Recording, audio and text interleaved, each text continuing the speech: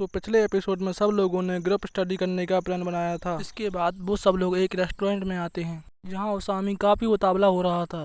साकू कहता है आज तुम इतने लेट क्यों हो गए, तो ओसामी साकू से माफ़ी मांगता है।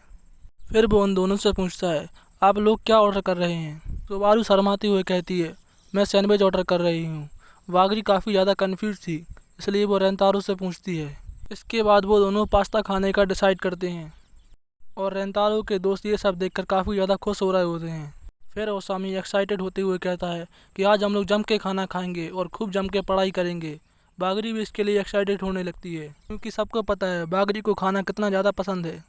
फिर इसके बाद उनका खाना हो जाता है। फिर बागरी कहती है चलो अब पढ़ाई करते हैं। तभी सुबारू बागरी के कान में ओसामी के बारे में कुछ कहती है। तब हम देखते हैं कि ओसामी तो वहाँ पर घोड़े बेच के सो रहा होता है। तब साकू उसे जगाने लगता है और कहता है कि अभी कुछ देर पहले तुम काफ़ी ज़्यादा जोश में थे और इतने जल्दी सो गए। तब बागरी ओसामी से कहती है अरे ओसामी सुनो, इस रेस्टोरेंट में काफ़ी अच्छी आइसक्रीम मिलती है, क्यों ना हम गोल सेट करें और रिवॉर्ड के रूप में आइसक्रीम खाएं। इतना सुनते ही ओसामी फिर से जोश में आ जाता है। ये सब देखकर सब लोग हैरान हो जाते हैं। इसके बाद वागुरी रेंतारो से कहती है रेंतारो अगर तुम्हें कुछ समझ ना आए तो मुझसे बोल देना। रेंतारो इसके लिए उसे थैंक्स कहता है और कहता है कि इससे पहले मैं खुद से ही करना चाहता हूँ, अगर मुझे कुछ समझ में नहीं आएगा तो मैं तुमसे ज़रूर पूछ लूँगा। वागुरी कहती है ठीक है। फिर हम देखते हैं कि सब लोग पढ़ाई करने में काफ़ी ज़्यादा बिजी होते हैं। तभी रेंतारो वागुरी से कुछ पूछने वाला होता है, लेकिन वो उसको देखकर रुक जाता है क्योंकि वागुरी पढ़ाई करते हुए काफ़ी ज़्यादा क्यूट दिख रही थी। तभी वागुरी उसे नोटिस कर लेती है और कहती है सॉरी मैंने ध्यान नहीं दिया, क्या तुम्हें कुछ पूछना है। तभी रेंतारो उसे अपनी प्रॉब्लम दिखाने लगता है। वह सोचता है अभी उसका जो एक्सप्रेशन था वो बिल्कुल पहले जैसा था, एकदम क्यूट। तभी वागुरी कहती है तुम्हें सब कुछ समझ तो आया ना। रेंतारो तो अपने ख्यालों में खोया हुआ था, इसलिए उसने ध्यान ही नहीं दिया और उससे कहता है क्या तुम मुझे एक बार और दोबारा समझा दोगी। तो वागुरी हंसते हुए कहती है हाँ क्यों नहीं। फिर वो उसे शुरू से समझाने लगती है। हम देखते हैं कि सुबारू को वागुरी से कुछ पूछना था, लेकिन उसे बिजी देखकर सुबारू रुक जाती है। तभी ओसामी कहता है सुबारू कोई प्रॉब्लम है क्या। तो सुबारू कहती है एक क्वेश्चन है जो मुझे समझ नहीं आ रहा। वो उसे सवाल दिखाने के लिए बोलता है। जैसे ही वो सवाल को देखता है उसकी बत्ती गुल हो जाती है। ये पूछ तो ऐसे रहा था जैसे सॉल्व ही कर देता। तभी वो अपने दोस्तों से कहता है अरे दोस्तों यहाँ देखो, यहाँ पर कुछ मंत्र लिखे हुए हैं। आया तो कहता है अबे गधे तेरी बस की बात नहीं है उसे समझना, चुपचाप उसकी बुक उसे लौटा दे। फिर इसके बाद ओसामी उसकी बुक वापस दे देता है और कहता है कि मुझे तो इसमें कुछ भी समझ नहीं आ रहा। सुबारू कहती है अरे कोई बात नहीं। तो साकू कहता है लाओ मुझे दिखाओ। जिसके बाद साकू उसे फटाक से सॉल्व करके दे देता है। सुबारू ये देखकर हैरान हो जाती है और ओसामी तो पागल होते हुए कहता है अरे भाई इसने इतनी खतरनाक बुक का प्रॉब्लम कैसे सॉल्व कर दिया। वो कहता है तुम्हें तो ऐसे स्कूल में नहीं होना चाहिए। तब साकू कहता है मुझे इससे कोई फर्क नहीं पड़ता, मेरे लिए चिदोरी हाई स्कूल ही बढ़िया है। सुबारू उससे पूछती है तुमने इसे इतनी आसानी से सॉल्व कैसे कर दिया। साकू अजीब सा फेस बना के कहता है अब इसमें ऐसी भी क्या दिक्कत थी। तभी आया तो कहता है साकू तुम बुरा मत मानना, लेकिन तुम दूसरों को पढ़ाने में बिल्कुल भी अच्छी नहीं हो। ये सुनकर साकू तो सदमे में चला जाता है और वो रेंतारो से पूछता है।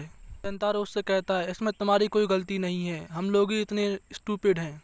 ये सब सुनकर साकू और भी ज़्यादा सदमे में चला जाता है। उसके दोस्त कहते हैं साकू तुम काफ़ी कोशिश करती हो कि हमें कुछ समझ आ जाए, लेकिन हम लोग ही इतने ज़्यादा स्टूपिड हैं जो कुछ समझ नहीं पाते, तुम खुद को दोस्त मत दो। इसके बाद साकू जोश में आ जाता है और सुबारू की बुक ले लेता है और कहता है मैं अब तुम लोगों को अच्छे से समझाने वाला हूँ। और काफ़ी अच्छे से उन्हें समझाता है और पूछता है बताओ तुम्हें कुछ समझ आया या नहीं। उन दोनों को देखकर तो ऐसा लगता है उन्हें कुछ भी समझ में नहीं आया। जिसके बाद तो साकू और भी ज़्यादा गहरे सदमे में चला जाता है और कहता है मैं घर जा रहा हूँ। सब लोग उसे रोकने लगते हैं और उसके लिए एक आइसक्रीम ऑर्डर कर देते हैं ताकि उसका दिमाग ठंडा हो जाए। अगले दिन हम स्कूल का सीन देखते हैं जहाँ पर सब लोगों के बिल्कुल ठीक ठाक नंबर आए होते हैं और ओसामी तो खुशी से रोने लगता है और वो अयातो को अपने मार्क्स दिखाते हुए कहता है देखो इस बार मेरे मैथ्स में पिछली बार से ज़्यादा नंबर आए हैं, और खुशी के मारे उछलने लगता है। तभी कुछ स्टूडेंट आकर कहते हैं तुम लोगों ने एग्ज़ाम को कैसे पास कर लिया, हम लोग तो सोच रहे थे हम लोग साथ में एक साथ एक्स्ट्रा क्लास लेंगे। तभी ओसामी स्टाइल मारते हुए कहता है माफ़ करना दोस्तों, इस बार मुझे काफ़ी ज़्यादा अच्छा टीचर मिला है। और वो लोग सोचते हैं शायद साकू ही उनका टीचर है और साकू के पास जाकर कहते हैं प्लीज़ अगली बार हमें भी पढ़ा देना। साकू बेचारा तो अभी भी काफ़ी ज़्यादा सदमे में था। अब ओसामी उन लड़कों से कहता है ये अभी थोड़ा दुखी है इसलिए इसे अकेला छोड़ दूँ। इसके बाद उनके टीचर उनकी क्लास में आते हैं और फिर कहते हैं अभी हमारे एग्ज़ाम ख़त्म हो चुके हैं, तो बताओ सब लोग समर ब्रेक में क्या करने वाले हो। इसके बाद सब लोग अपने अपने प्लान बताने लगते हैं। फिर उनके टीचर कहते हैं तो ठीक है, फिर अपने समर ब्रेक को खूब एंजॉय करना। इसके बाद उनकी क्लास ख़त्म हो जाती है और सब लोग घर जाने की तैयारी करने लगते हैं। तभी एक लड़का बोलता है क्या हम लोग इसके बाद कहीं घूमने चल सकते हैं। सब लोग एक्साइटेड हो जाते हैं और एक लड़का कहता है चलो हम लोग कैरियोके चलते हैं। बाकी के सभी लोग भी अपनी अपनी ओपिनियन देते हैं। फिर ओसामी रेंतारो से पूछता है बताओ कहाँ जाना है। रेंतारो कहता है चलो हम लोग बॉलिंग करने चलते हैं। सब लोग तैयार हो जाते हैं और वो सभी लोग वहाँ पर जा रहे होते हैं और टीम बनाने का डिसाइड करते हैं। तभी एक लड़का बोलता है मैं तो रेंतारो की टीम में हूँगा। फिर रेंतारो मन में सोचता है मैंने तो कभी सोचा ही नहीं था स्कूल के बाद हम लोग इतनी मस्ती भी करेंगे। इसके बाद हम वहाँ पर बागरी और बाकी लड़कियों को भी देखते हैं। इन्हें देखकर सब लोग रुक जाते हैं। तभी ओसामी चिल्लाकर बागरी को हाई करने लगता है। ये देखकर साकू और आया तो उसका मुंह बंद कर देते हैं और साकू कहता है अरे बेवकूफ़ क्या कर रहा है, अगर बाकी लड़कियों को हमारे बारे में पता चलेगा तो उनके लिए मुसीबत हो जाएगी। ओसामी फिर सबको सॉरी बोलता है। वहीं रेंतारो लगातार बागरी को ही देखे जा रहा होता है। ओसामी उसे देखकर कहता है तुम कहाँ खो गए, चलो सब लोग बहुत आगे निकल चुके हैं। फिर आगे चलते हुए ओसामी रेंतारो से पूछता है रेंतारो क्या तुम बागरी को डेट कर रहे हो। उसकी ये बात सुनकर सब हैरान हो जाते हैं। रेंतारो घबराते हुए कहता है नहीं ऐसी कोई बात नहीं है। ओसामी कहता है पर तुम बागरी को पसंद तो करते हो, क्यों मैंने सही कहा ना। रेंतारो कहता है तुम्हें ऐसा क्यों लगता है, मैंने तो कभी तुम्हें नहीं बताया। ओसामी कहता है मुझे और साकू को सबको पता है। ये सब सुनकर रेंतारो काफ़ी ज़्यादा शर्माने लगता है। लोग सोचते हैं रेंतारो सोच रहा था शायद हमने कुछ नोटिस नहीं किया। रेंतारो कितना ज़्यादा भोला है यार। ये कहकर वो लोग वहाँ से जाने लगते हैं। साकू ओसामी को पकड़कर वहाँ से ले जाने लगता है। या तो रेंतारो से कहता है तुम फिक्र मत करो, हम लोग किसी से कुछ नहीं कहेंगे। इसके बाद रेंतारो शर्माते हुए सोचने लगता है क्या बागरी ने भी इस बात को नोटिस किया होगा। इसके बाद हम लोग देखते हैं कि वो लोग बॉलिंग करने के लिए आ जाते हैं और यहाँ पर ओसामी काफ़ी अच्छा खेलता है। इसके बाद साकू का नंबर था।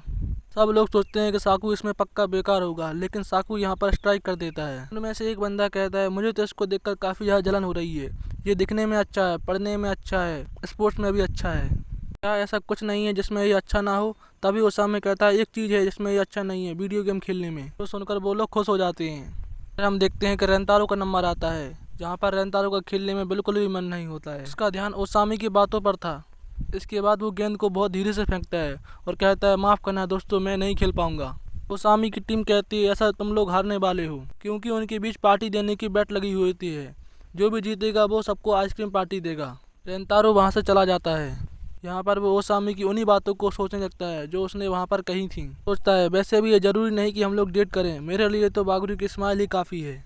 तभी वहाँ पर आयातो आ जाता है और रेंतारो उससे माफ़ी मांगता है आज के लिए। आयातो कहता है कोई बात नहीं, मुझे पता है तुम परेशान हो क्योंकि ओसामी ने बोला था तुम और बागरी डेट कर रहे हो। ये सुनकर रेंतारो के गले में कोल्ड ड्रिंक फंस जाती है। आयातो उससे कहता है तुम्हें थोड़ा आराम से पीना चाहिए। आयातो उससे कहता है तुम रेंतारो की बातों को सीरियस मत लेना, उसने तो ये सब कुछ ऐसे ही बोल दिया था। और यहाँ पर रेंतारो आयातो से डेटिंग के बारे में पूछने लगता है। आयातो कहता है अरे भाई मुझे इसके बारे में कैसे पता होगा, मैंने कौन सा किसी को डेट किया है। आयातो कहता है मुझे इसके बारे में ज़्यादा आइडिया तो नहीं है, लेकिन डेटिंग का मतलब है जो तुम्हें पसंद आ जाए और तुम उसके साथ टाइम स्पेंड करने लगो, शायद से यही डेटिंग का मतलब होता है। रेंतारो कहता है शायद से तुम सही कह रहे हो, मैं तुम पर ट्रस्ट करता हूँ। फिर उसे एहसास होता है कि मैंने शायद से कुछ ज़्यादा ही बोल दिया। तभी आयातो कहता है तुम्हें इस चीज़ के लिए जो भी ज़रूरत पड़े मुझसे बेझिझक बोल देना, मैं तुम्हारी मदद ज़रूर करूँगा।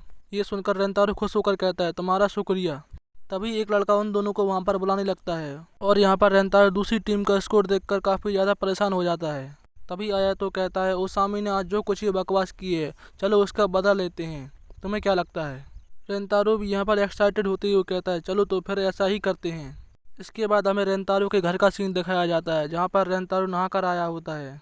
जहाँ पर वो देखता है कि उसके मोबाइल में काफ़ी ज़्यादा मैसेज आ रहे थे, जहाँ पर आयातो ओसामी काफ़ी ज़्यादा मज़े ले रहा होता है क्योंकि उन दोनों ने उन्हें हरा दिया था। तभी रेंतारो सोचता है बागरी ने मुझे पढ़ाया था तो मुझे उसे थैंक्स तो बोलना ही चाहिए। तभी वो अपने मोबाइल में देखता है जहाँ पर सुबारू का मैसेज आया होता है, जिसे देखकर वो काफ़ी ज़्यादा हैरान हो जाता है। सुबारू ने मैसेज में बताया होता है कि इस 22 तारीख को बागरी का बर्थडे है।